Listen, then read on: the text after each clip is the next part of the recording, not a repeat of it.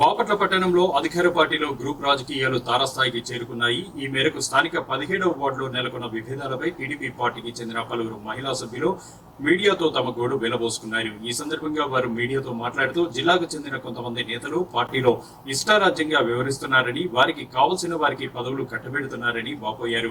పార్టీలో పనిచేస్తున్న సభ్యులకు సమాచారం అందించకుండా, కనీసం సమావేశం ఏర్పాటు చేసి చర్చించకుండా ఇష్టారాజ్యంగా పదవులు కట్టబెట్టడం ఏంటని వారు ప్రశ్నించారు. స్థానిక వార్డులో ఉండకుండా వేరే వార్డులో ఉంటున్న వారికి పదవులు ఇవ్వడం సరైంది కాదని, ఇష్టానుసారంగా పదవులు అప్పచెప్పితే పార్టీ క్యాడర్ దెబ్బతినే అవకాశం ఉంటుందని వారు వ్యాఖ్యానించారు.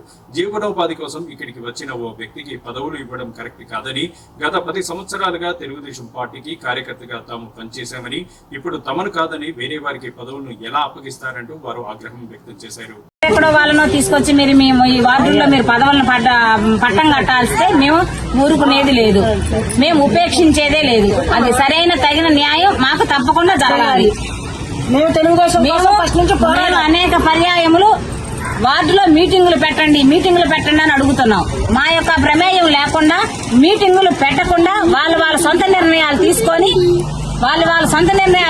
వాళ్ళకి అనుగుణమైన వాళ్ళని ఏర్పాటు చేసుకుని ఇది చేయటం చాలా అన్యాయం, అక్రమం.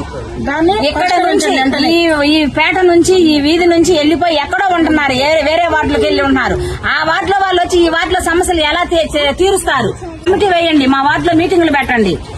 ఎవరిని నిర్ణయించాలన్నది మమ్మల్ని అడగండి. వార్డు సభ్యులు, మా యొక్క వార్డు సభ్యుల సమక్షంలో జరగాల్సింది. మీరు అన్యాయంగా మీరు ఈ విధంగా చేస్తున్నారు. దీనికి మేము పూర్తిగా ఖండిస్తున్నాము. 50 మంది సభ్యులు వాళ్ళ ఇష్ట ప్రకారంగా మీరు చేయండి. బతుకుదేరు మీద వేరే ఊరు నుండి వచ్చి ఇక్కడికి వచ్చి సంవత్సరం కిందటి నుంచి బతుకుతున్న అతనికి పార్టీ ప్రెసిడెంట్ పట్టాన్ని ఎట్లా ఇస్తారు? ఏ విధంగా ఇస్తారు? ఇది మేము పూర్తిగా ఖండిస్తున్నాం. దీని గురించి పూర్తిగా చర్య తీసుకోవాలని కోరుతున్నాం. వ్యక్తులకి ప్రెసిడెంట్ పదవి ఇస్తే 17వ వార్డులో మేమైతే ఆడవాళ్ళం కూడా ఎవరూ ఒప్పుకోవట్లేదు. మా అందరిని సంప్రదించి మీరు వార్డులో విచారించి ఎవరికి ఇవ్వాలో వాళ్ళకి నిర్ణయం తీసుకొని పెట్టి ఎవరికి ఏదైనా హెల్ప్ కావాలంటే ఇంతవరకు గతంలో వాళ్ళు ఎవరు చేసేవాళ్ళు, మాకు చేసేవాళ్ళు మాకు మనుషులు కావాలి, కానీ చేయని వాళ్ళు మాకెందుకు? వాళ్ళ దగ్గర చేతులు కట్టుకొని నిలబడాల్సిన అవసరం మాకు లేదు.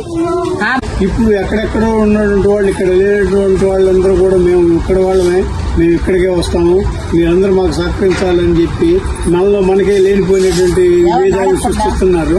కాబట్టి ఇవన్నీ కూడా వార్డులో ఉన్నటువంటి పెద్దలందరూ కూడా గ్రహించి ఏది న్యాయం, ఏది పద్ధతి, ఎలా చేస్తే బాగుంటుంది అనేది అందరూ ఒక తాటిపైకి వచ్చి ఒక నిర్ణయాన్ని తీసుకొని ఆ నిర్ణయ విధానంలో అందరూ నడవాలని మనస్ఫూర్తిగా కోరుకుంటున్నాం.